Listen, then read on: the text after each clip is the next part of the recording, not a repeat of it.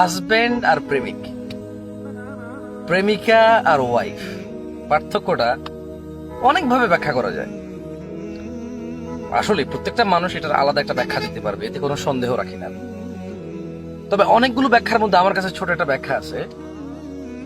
আমার দিনী বোনদেরকে বলতে চাই, হাজবেন্ডের প্রতি আরো একটু সদয় হতে, একটু কোমল হতে, একটু বোঝার চেষ্টা করতে। হাজবেন্ডরা কখনোই প্রেমিকের মতো হয় না। একজন প্রেমিক সারাদিন বেকার থাকতে পারে, সারাদিন বেপরোয়া থাকতে পারে, তার উপর কারো জিম্মেদারি নাই, তার উপরে কারো দায়িত্ব নাই। সে 5টা সিম কার্ড চেঞ্জ করে 5 জনের সাথে প্রেমও করতে পারে। এ হচ্ছে একজন প্রেমিক। সে হাজারো মিথ্যা কথা বলতে পারে, কারণ তার প্রেমিকা তার কাছে থাকে না, তাকে অবজার্ভ করার মতো পরিস্থিতি তার প্রেমিকার কাছে থাকে না। তাই সে প্রেমিকাকে হাজারভাবে, নানাভাবে, নানা রকম কথা বলে, অবৈধ অন্যায় প্রস্তাব দিয়ে তাকে মাতিয়ে রাখতে পারে, ঘন্টার পর ঘন্টা, মাসের পর মাস, ইভেন বছর, যুগ পর্যন্ত পৌঁছে যায়। আমার বোনরা এটা বোঝা উচিত, প্রেমিক কখনো হাজবেন্ডের মতো হবে, হাজবেন্ড কখনো প্রেমিকের মতো হবে না। প্রেমিক সব সময় তার প্রেমিকাকে এজন্য কল করে কারণ সে জানে তার প্রেমিকার অন্য কোথাও তার প্রেমিকার বাবা মা বিয়ে দিয়ে দিতে পারে। গ্যারান্টি নেই যে এই মহিলার কাছে তার বিয়ে হবে বা এই মহিলাকে সে বিয়ে করতে পারবে এই মেয়েকে, এটা কোনো গ্যারান্টি নেই। পক্ষান্তরে হাজবেন্ড, এবার আসি হাজবেন্ড, একজন প্রেমিক সারাদিন বেকার থাকতে পারে, তার কোনো দায়িত্ব নাই, কাণ্ড জ্ঞান নাই, কোনো পরোয়া নাই, তার বাবা মায়ের অবাধ্য থাকতে পারে। একজন হাজবেন্ড সারা দিন কথা বলতে পারে না, কারণ তার উপরে দায়িত্ব আছে তার পরিবারের। সে এখন বিবাহিত, সে বেকার থাকলে সমাজের লোকে পর্যন্ত তাকে ভালো বলে না। কিরে বিয়ে করেছিস, কোনো কাজকর্ম নাই, আগেও ড্যাং ড্যাং ড্যাং ড্যাং ঘুরতি, এখনো ড্যাং ড্যাং ঘুরিস, কিছু কর, আর কতদিন বাপের ঘাড়ে, বিয়েটা তো করিয়ে দিলু, বেচারা বৃদ্ধ মানুষ, আর কত করবে তোর জন্য, তুই, তোর বউ, সব। হ্যাঁ, এই যে একটা কথা। একজন লোক যদি কাজ করে, যদি জব করে মিনিমাম 8 ঘন্টা, এই দেশের সর্বোচ্চ উন্নত চাকরির তাও মিনিমাম 8 ঘন্টা করতে হয়। 8 ঘন্টা যদি চাকরিতে যায়, 8 ঘন্টা যদি ঘুমে যায়, 2 ঘন্টা ট্রানজাকশন আসা যাওয়ার আছে, মধ্যখানে বন্ধু বান্ধব 2-4-1 ঘন্টা ওখানে চলে যায়, হ্যাঁ, নতুন আত্মীয় স্বজন, আত্মীয়তা, কত কিছু। তো সারাদিন কথা বলার সময় কোথায়? এবারে আসুন, একজন প্রেমিক সে সারাদিন প্রেমিকার পিছনে সময় দিতে পারে, একজন হাজবেন্ড দিতে পারে না।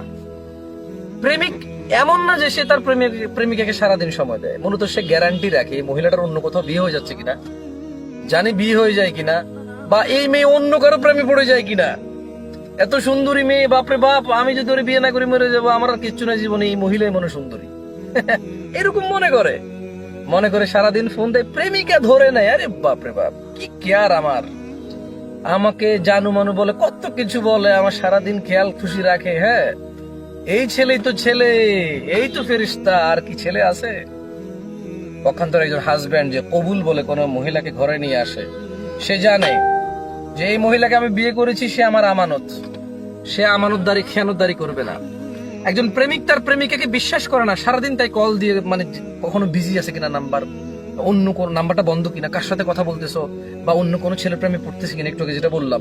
কিন্তু একজন হাজবেন্ড কনফার্ম জানে যে তার বউ ভালো, তার ওয়াইফ সতী, তার ওয়াইফ ইজ্জতওয়ালা পরিবারের মেয়ে, তার ওয়াইফ বুদ্ধিমতী, তার ওয়াইফ খুবই ভালো, নম্র, ভদ্র, তার বাবা মা ঘরে আছে, তার ওয়াইফ ঘরে আছে, সো তার ওয়াইফ অন্য বেটার সাথে কি ভেগে যাবে? সো এই চিন্তা করে হাজবেন্ডের মন থেকে টেনশন চলে যায়, যেটা প্রেমিকের মনে থাকে। প্রেমিকেরা মনে করে প্রেমিক বুঝি কত কেয়ার করে, সারাদিন কল করে, অথচ প্রেমিক সন্দেহ করে। প্রেমিক নিজের উপরে বিশ্বাস রাখতে পারে না, প্রেমিকার উপরে বিশ্বাস রাখতে পারে না। বাট হাজবেন্ড, সে তার বউকে বিশ্বাস করে, তার পরিবারকে বিশ্বাস করে, মনে করে আমার ওয়াইফ আমার ঘরেই তো আছে, আলহামদুলিল্লাহ, সেফ, নিরাপদ আছে, তাই সারাদিন অত বেশি কল করে না।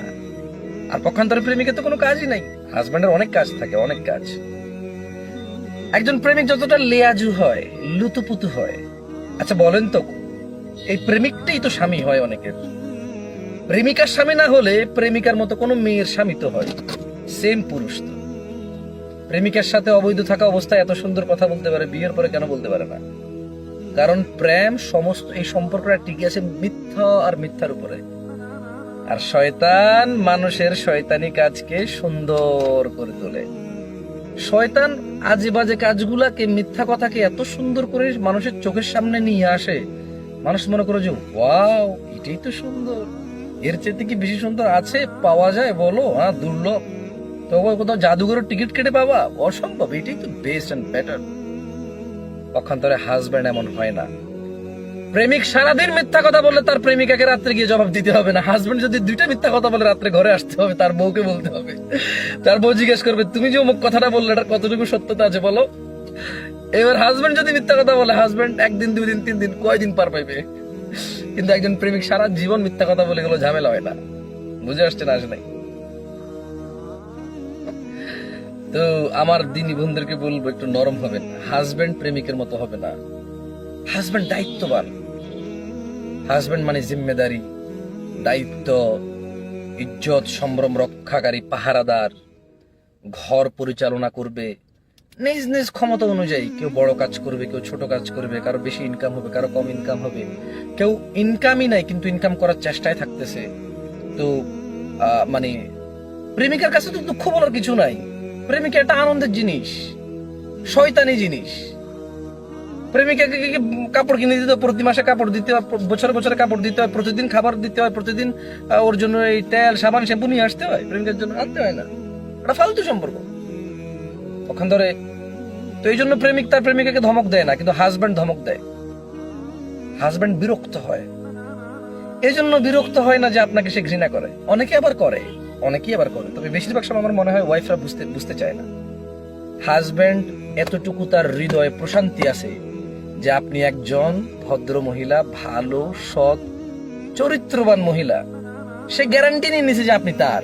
কবুল বলছেন না? সে যেভাবে সেভাবে কথা বলে আপনার সাথে, কারণ তার মনে নিয়ে নিছে যে আপনি তার গ্যারান্টি। আপনি কি তাকে ধোকা দিবেন? আপনি কি তাকে কষ্ট দিবেন? আপনি কি তাকে বুঝবেন না? এভাবে কথা বলে সে।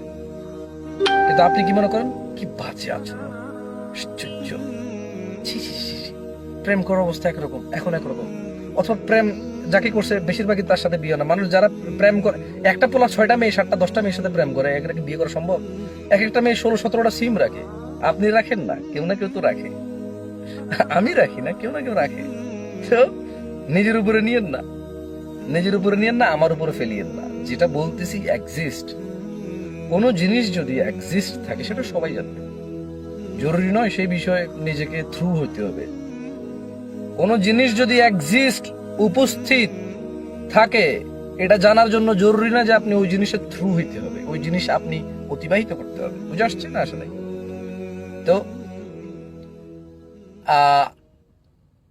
মানে আজকে বোনদেরকে বলছি, ইনশাল্লাহ পরে এক সময় ভাইদের প্রবলেম গুলো নিয়ে কথা বলবো। বোন, আপনার হাজবেন্ড আপনাকে বিশ্বাস করে তাই আপনাকে ঘরে রেখে চলে যায়। 3বার ফোন দেন, রিসিভ করতে পারে না। 4র্থবার সময় ফোন ধরে বলে যে আরে আসছো, তুমি বারবার ফোন দিচ্ছ কেন? হ্যাঁ, তুমি জানো না কাজে বেরোছি? খালি ফোন দিচ্ছ। আপনি চিন্তা করতেছেন যে কি ব্যাপার, 4টা বার ফোন দিলাম, ভালো কথা তো বললো না, উল্টার ধমক।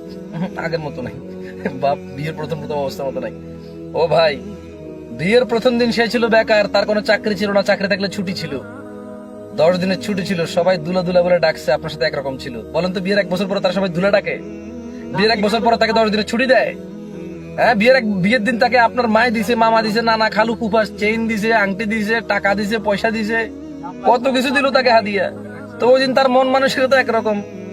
1 বছর পরও কি এরকম থাকবে না? তো সে আগের মতো নাই, তার পরিস্থিতিও তো আগের মতো নাই। মেনে নেওয়ার চেষ্টা করেন। আল্লাহ সুবহানাহু ওয়া তাআলা আমাদেরকে বুঝার তৌফিক দান করুন। বোনরা, ভাইদের প্রতি আরো একটু নরম হবেন। জাযাকুমুল্লাহ খায়র ওয়া আহসানান জাযা। আমার মোবাইলে চার্জ নাই, মোবাইলটা বন্ধ হয়ে যাবে, ভিডিওটা পরে আপলোড হবে না। জানি না কে কিভাবে নিবেন আমার এই কথাগুলোকে, তবে সিম্পলি আপনাদেরকে বলি, যখন কোনো মানুষ কোনো কথা বলে তার নিজস্ব একটা এক্সপ্লেনেশন থাকে, নিজস্ব একটা সিচুয়েশন থ্রু করার পরে সেটা বলে।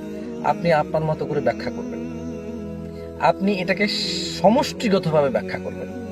প্রত্যেকটা বক্তব্য নিজের উপর নেবেন না বা অন্যের উপর দিয়ে দিবেন না। যে একটা এভারেজ থাকে, এভারেজের উপর নিয়ে যাবেন।